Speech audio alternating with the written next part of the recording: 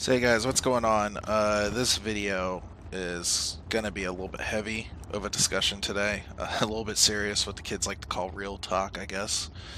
Um, but I knew I had to make it when I had close friends starting to question, "Hey, you haven't been streaming in a while. Are you okay? What's wrong with you?" And I'm not lying when I've been saying I've been sick. Uh, but I've been sick for the last week and a half, not the entire time I've been gone. I've been gone for like almost 2.5 weeks now. And so I feel like, and honestly, if I wasn't sick, I'd probably still not feel like streaming, you know.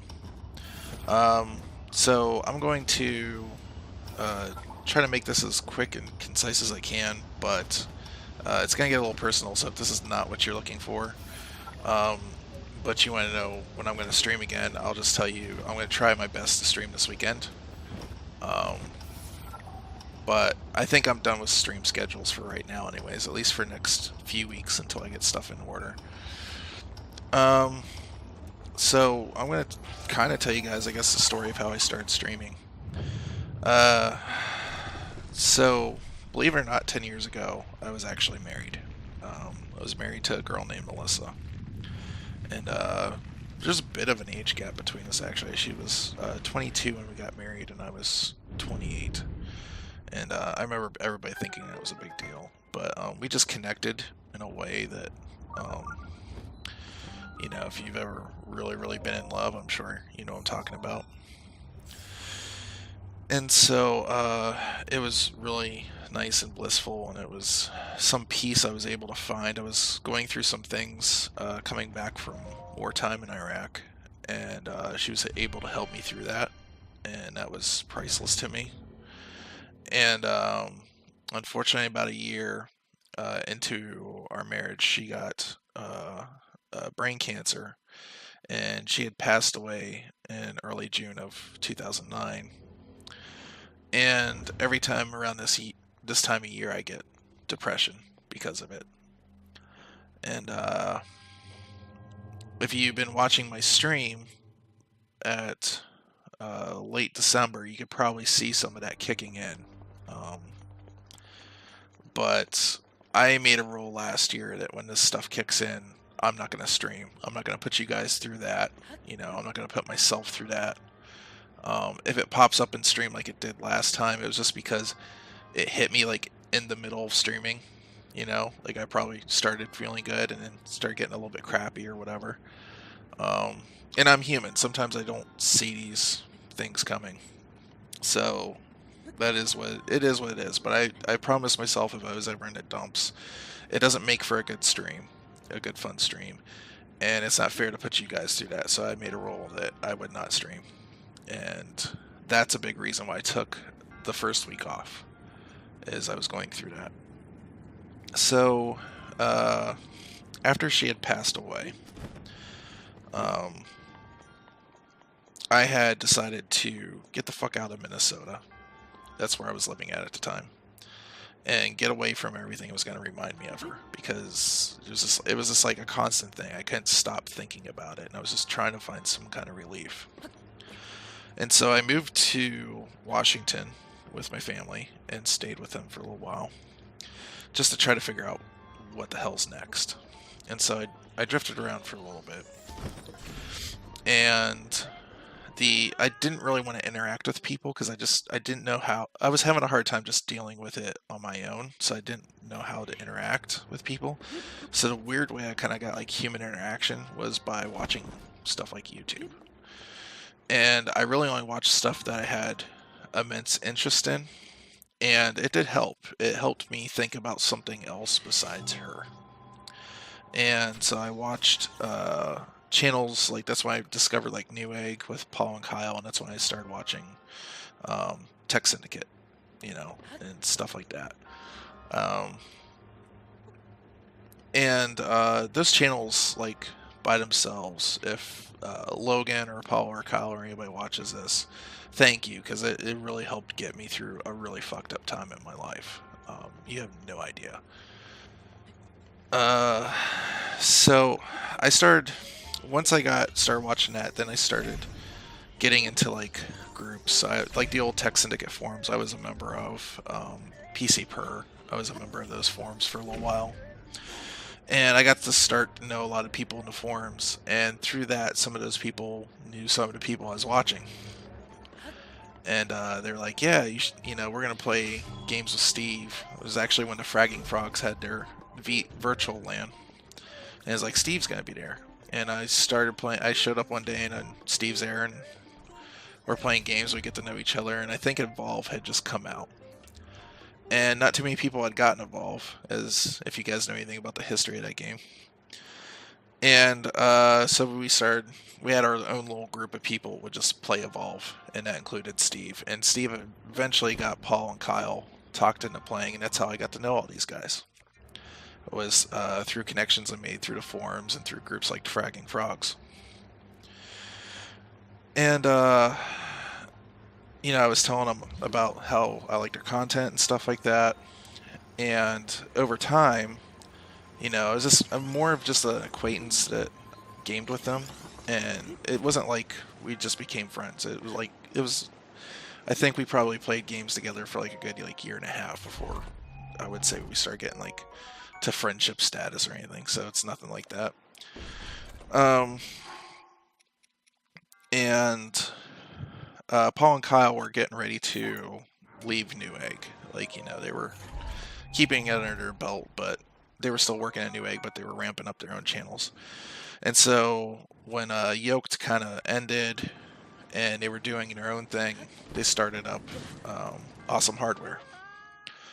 And I'd watched the first few things, and having watched Linus Tech Tips back in the day when they were in the house and stuff, one of the things that always kind of personally annoyed me was you couldn't get a good sense of the community because they, their chat moderation was, I'm sorry, it was just not a nice way to put it, but in my opinion, just pretty poor at the time.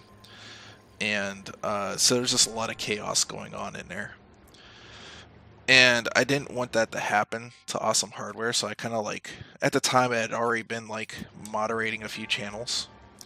And I think including Steve's as well. I think Steven already made me a moderator at this point on his channel. And he put in a couple of words for me over Paul Kyle, and then I started moderating Awesome Hardware. So that's how that came to be. And a goal for me for Awesome Hardware was to create a place where people could come into the Twitch chat and discuss and have a good time about technology and other things, but not have to deal with a lot of toxicity of a lot of other people there.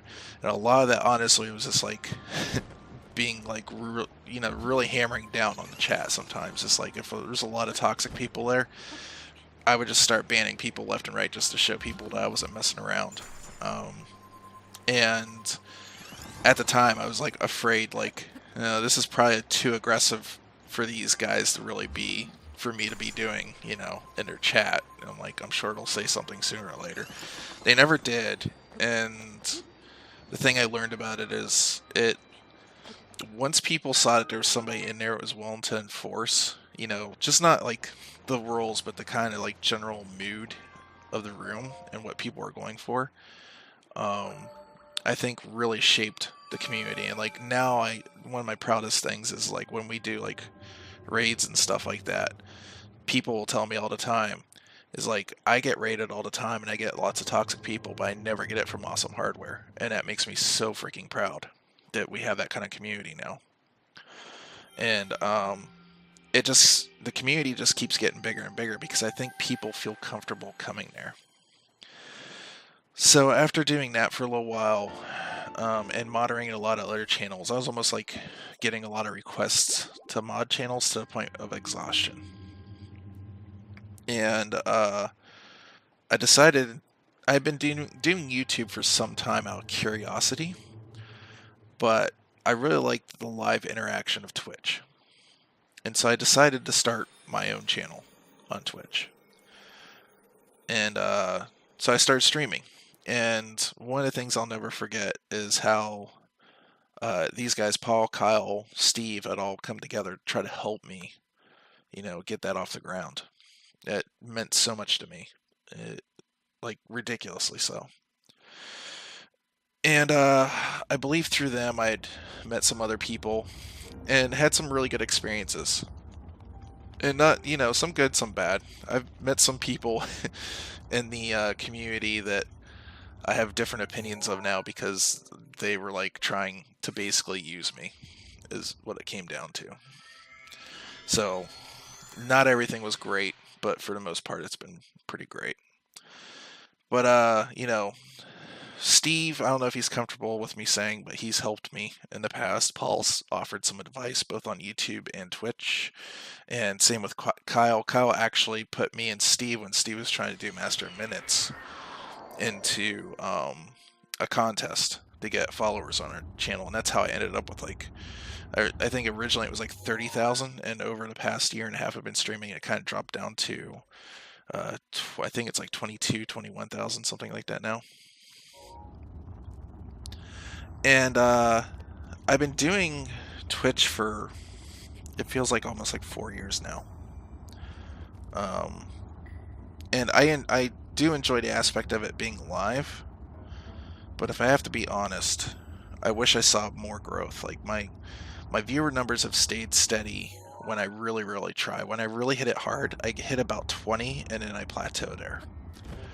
And I know there's like tools out there like Twitch Strike and stuff like that, but those don't really, that's almost like you're letting an algorithm tell you what you're going to do on your channel and what you're going to play.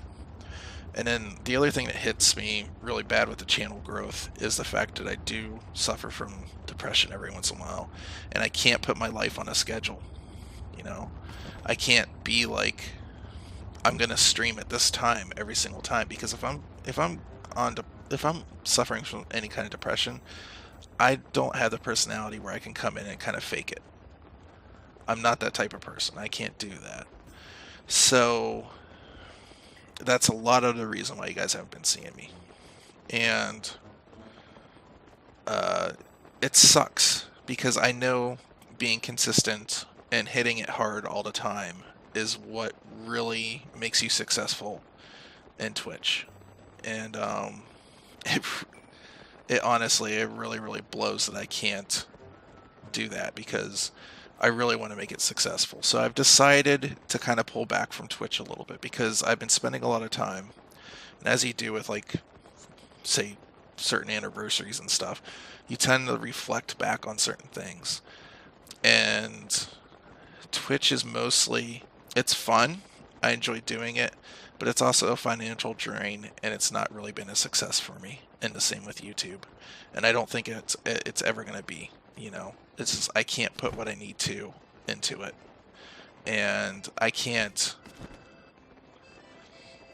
get the audience to help make up for what I'm lacking. Like, I can't get people to go like, oh, you should share every single time I'm live or something and all this, because I don't want to put people through that and make people feel that way. So I don't do that. I don't like really push that. So I think what's gonna happen is I'll come back to Twitch. I'm gonna constantly be reevaluating what I think about what I'm doing there, and there may be a day where I'm just like, guys, I'm just done. I've had it. I can't get through. Depression's just something you live with, and people don't have it, aren't ever going to get that, and aren't ever going to understand it. And I've heard plenty of people be like, just get over it, and don't understand it. There's just, when you're dealing with something like that, you just don't get over it. Okay? And it's not like on a time or anything. And so anyways, that's the story of how, for the most part, I became a Twitch streamer. And it was mostly due to trying to find ways to interact with people through grief. And same with YouTube, both of them. It's the same reason I do both. And now it's kind of like not so much grief, but loneliness. I live in an area where I don't have a lot of people that have a lot of the same interests I do. Or if there's people that are like gamers, they're like, oh, I play like Call of Duty or Grand Theft Auto. They're not like, you know, there's kind of like different tiers of gamers, and they're kind of like what I call gamer light, So, anyways, hopefully that wasn't too much useless information for you guys. I know the video went on a little bit long, but I wanted to explain to you guys why I've been away for some time now, and if this helped you in any kind of way, if you want to talk about anything depression-wise that you're going through, please leave your comments down below. I'll read them, respond to them. I hope if you guys deal with it that you are able to power through it in your own kind of way. For me, I've learned it's just time. And when I get hit with it really hard, I just need to pull away from all this stuff and just kind of let it simmer down. And then when I feel good again, I'll come back to it. So, this has happened this time, and it's probably going to happen again, to be honest with you guys. And I'm really sorry for that, but that's me. So, anyways, if you like this video, leave a thumbs up down below. Subscribe, all that fun stuff, and I'll see you guys in the next video.